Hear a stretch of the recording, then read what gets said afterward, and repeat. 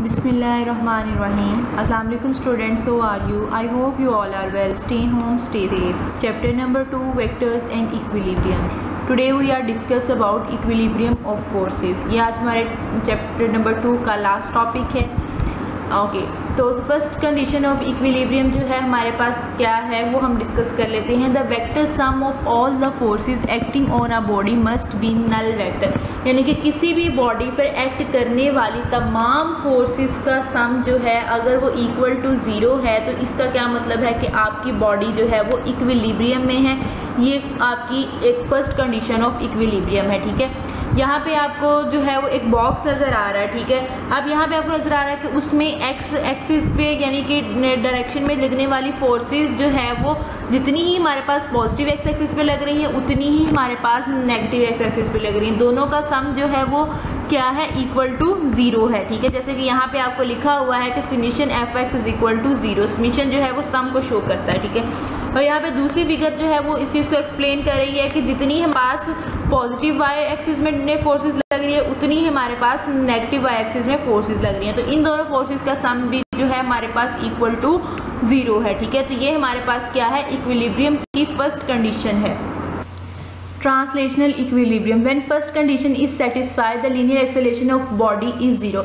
जब हमारे पास इक्विलिब्रियम की फर्स्ट कंडीशन सेटिस्फाई हो रही है तो इसका मतलब है कि बॉडी में प्रोड्यूस होने वाला लीनियर एक्सेलरेशन जो है वो जीरो है. ठीक है, तो इस तरह हम जो है वो फर्स्ट कंडीशन ऑफ इक्विलिब्रियम को ट्रांसलेशनल इक्विलिब्रियम भी कह सकते हैं. ठीक है, अब हमें पता है कि न्यूटन के सेकंड लॉ ऑफ मोशन के मुताबिक अगर F इज इक्वल टू हमारे पास जीरो है तो एक्सेलरेशन जो है वो भी क्या होगा, जीरो होगा. ठीक है, तो अब एक्सेलरेशन जो है वो हमारे पास टू कंडीशंस में जीरो हो सकता है कि अगर आपकी बॉडी जो है वो रेस्ट में है और दूसरा क्या है, अगर वो यूनिफॉर्म वेलोसिटी के साथ मूव कर रही है. ठीक है, अब अगर आपकी बॉडी जो है वो रेस्ट पोजीशन में है तो उसे हम क्या कहेंगे, स्टैटिक इक्विलिब्रियम कहेंगे. ठीक है, जिसकी एग्जांपल आप ये ले सकते हैं, book laying on a table. अब आपकी बुक जो है वो कैसे जो है वो इक्विलिब्रियम पोजीशन में है कि आपकी बुक का जो वेट है वो क्या कर रहा है, डाउनवर्ड एक्ट कर रहा है. ठीक है, और अब जिस सरफेस पे वो पड़ी हुई है उसका नॉर्मल क्या कर रहा है, अपवर्ड डायरेक्शन में एक्ट कर रहा है. ठीक है, तो दोनों जो है वो ऑपोजिट डायरेक्शन में है, वो एक दूसरे को रिजल्टेंट को कैंसिल आउट कर रहे हैं. तो इस वजह से जो बुक है वो इक्विलिब्रियम कंडीशन में है, रेस्ट पोजीशन पे है. ठीक है, अब दूसरी जो है हमारे पास हमने डिस्कस किया था कि मूव विद यूनिफॉर्म वेलोसिटी. ठीक है, तो वो हमारे पास कंडीशन जो है वो क्या है, डायनामिक इक्विलिब्रियम है कि अगर आपकी बॉडी जो है वो यूनिफॉर्म वेलोसिटी के साथ जो है मूव कर रही है तो बॉडी जो है वो क्या है, डायनामिक इक्विलिब्रियम में है. जिसकी एग्जांपल आप ये देख सकते हैं कि car moving with uniform linear velocity. ठीक है, अब यहाँ पे आप कार जो है आपकी वो कैसे लीनियर वेलोसिटी के साथ मूव कर रही है, कैसे इक्विलिब्रियम पोजीशन में है कि कार का जो है वेट वो क्या है, डाउनवर्ड है और उस पे जो नॉर्मल है उसका सरफेस का वो क्या है, अपवर्ड है. ठीक है, वो दोनों एक दूसरे के रिजल्टेंट को कैंसिल कर रहे हैं. ठीक है, इसी तरह क्या है, जब कार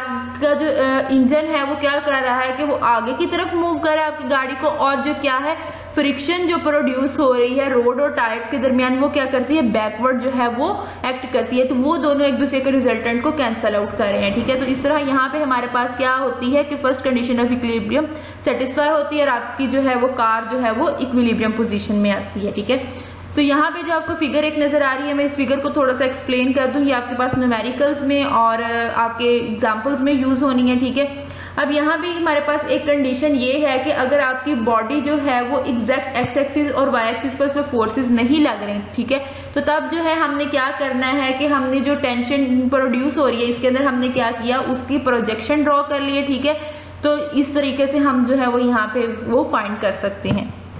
इक्विलिब्रियम ऑफ टॉर्क्स, जैसे कि हमने फर्स्ट कंडीशन ऑफ इक्विलिब्रियम में डिस्कस किया था कि अगर सम ऑफ फोर्सेस किसी भी बॉडी पे लगने वाली तमाम फोर्सेस का जो है वो जीरो है तो क्या है कि आपकी बॉडी जो है वो इक्विलिब्रियम पोजीशन में है. ठीक है, लेकिन अब यहाँ पे आपको एक फिगर नजर आ रही है. अगर मैं इस फिगर में क्या है, हमारे पास टू फोर्सेस एक्ट कर रही हैं, एक पॉजिटिव है और दूसरी नेगेटिव. अगर मैं इनका सम फाइंड करूं तो क्या आएगा, मेरे पास जीरो के इक्वल आएगा. ठीक है, तो इसके अकॉर्डिंग जो है आपकी बॉडी क्या होनी चाहिए, फर्स्ट कंडीशन के अकॉर्डिंग इक्विलिब्रियम में होनी चाहिए.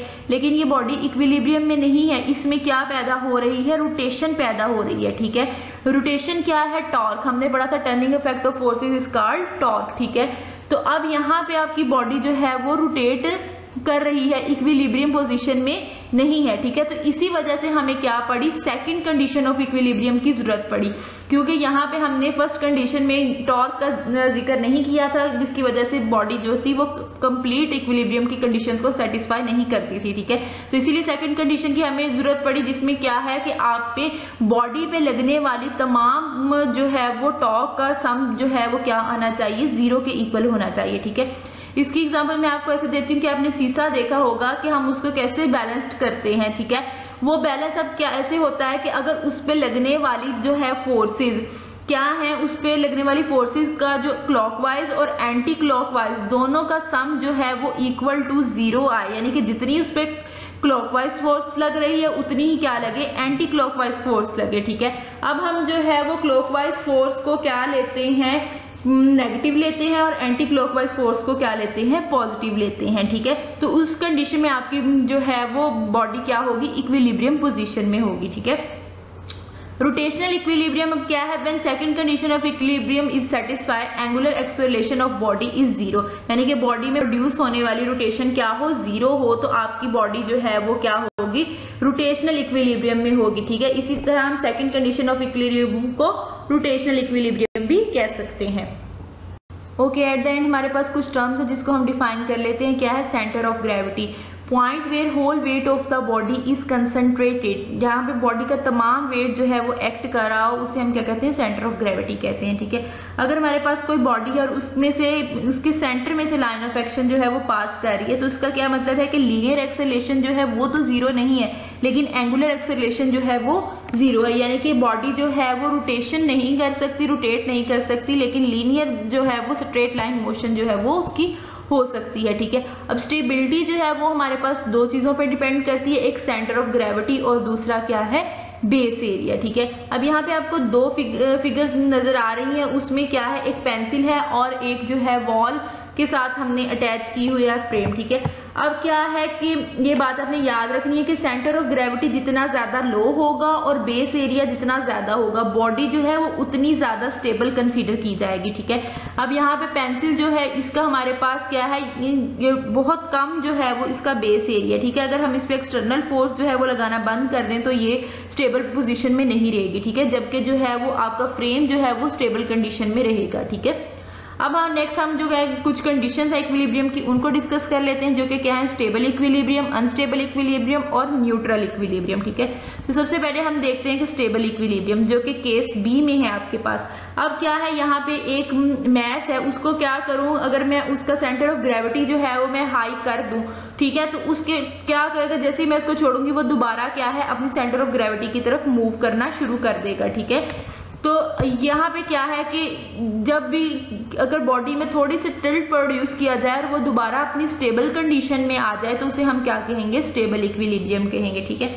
अब यहाँ पे केस ए में जैसे आपको नजर आ रहा है कि एक मैस पड़ा हुआ है, अगर मैं इसके अंदर थोड़ी सी टिल्ट प्रोड्यूस करूं, यानी कि मैं उसको थोड़ा सा मूव करूं, तो वो क्या है कि वो नीचे की तरफ मूव करेगा, वो दोबारा अपनी जो है वो इस कंडीशन में नहीं आ सकेगा, ठीक है। तो ये क्या है, अनस्टेबल इक्विलिब्रियम है, ठीक है। नेक्स्ट है हमारे पास न्यूट्रल इक्विलिब्रियम, जैसे कि केस सी में आपको नजर आ रहा है। न्यूट्रल इक्विलिब्रियम में क्या होता है कि हमारे पास सेंटर ऑफ ग्रेविटी जो है वो आज का लेक्चर हमारा यहाँ पे कंप्लीट होता है, इसके साथ ही हमारा चैप्टर नंबर 2 जो है वो भी कंप्लीट हो गया। आई होप आपको इस चैप्टर की अच्छे तरीके से समझ आ गई होगी। Thank you for watching.